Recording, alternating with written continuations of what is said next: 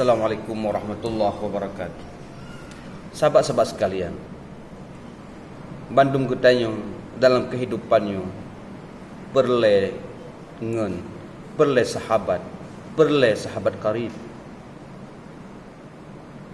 Jarang manusia yang hidup menyendiri kecuali mereka-mereka yang suka menyendiri.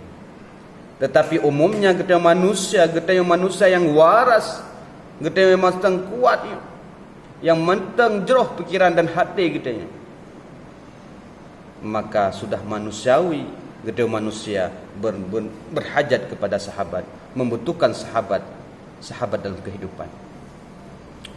Maka ngen ataupun sahabat yang baik adalah ken cuma rame dalam lingkaran kehidupan kita.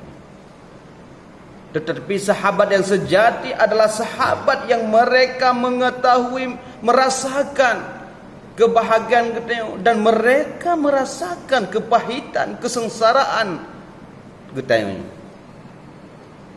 Dan itulah sahabat sejati sebenarnya.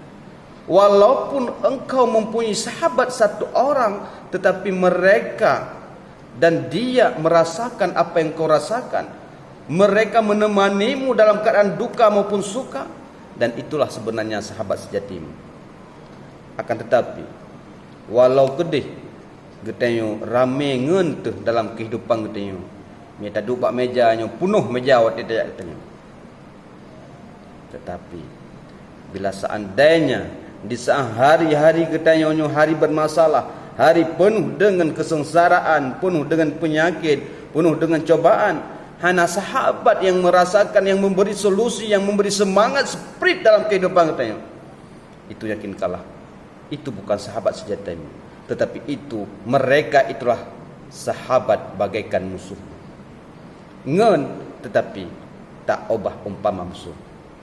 Sehingga Imam Syafi'i berkata, sadiqun laisa yanfa'u yawma bu'sin qaribun min aduwin fil qiyas.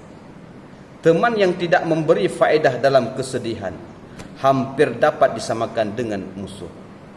Mudah-mudahan getanyo bersahabat dengan sahabat karena Allah Subhanahu wa taala. Kita bersahabat karena penuh cinta karena Allah Subhanahu wa taala. Bila sahabat getanyo dalam keadaan musibah, dalam keadaan sakit, dalam keadaan sengsara, maka usahakanlah memberi jalan terbaik untuk mereka. Maka usahakanlah memberi saran-saran semangat dalam kehidupan mereka. Kan cuma kita bersahabat di saat mereka dalam keadaan kaya, dalam keadaan bahagia, pun dalam keadaan biwawa dan jabatan. Tetapi sahabat yang baik adalah sahabat di mana mereka dalam menghadapi masalah hadir getanyo dalam kehidupannya untuk memberi dukungan dan semangat dalam kehidupan. Itulah sahabat sejati sebenarnya. Assalamualaikum warahmatullahi wabarakatuh.